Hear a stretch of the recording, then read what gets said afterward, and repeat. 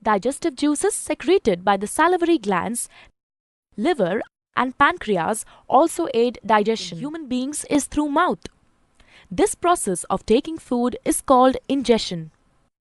Chewing food is very necessary for proper digestion as digestion process starts in the mouth itself. What happens during chewing? The large pieces of food we eat are mechanically broken down into small pieces.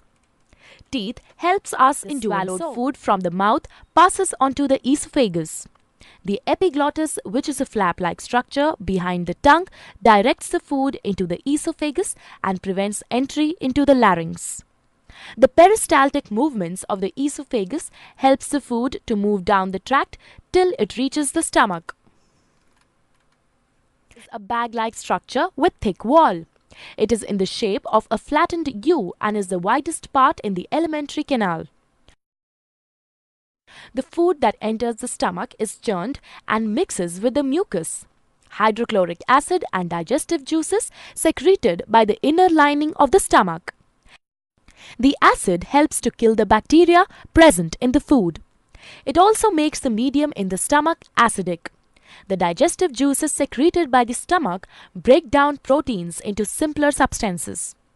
Then the food is emptied into small intestine. Intestine is a highly coiled structure and is about 7.5 meters long.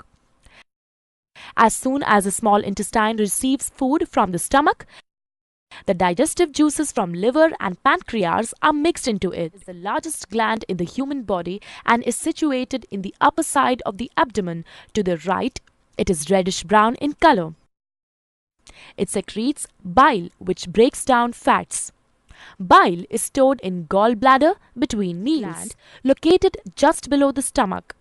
It secretes pancreatic juice, which acts and breaks down carbohydrates, proteins, and fats.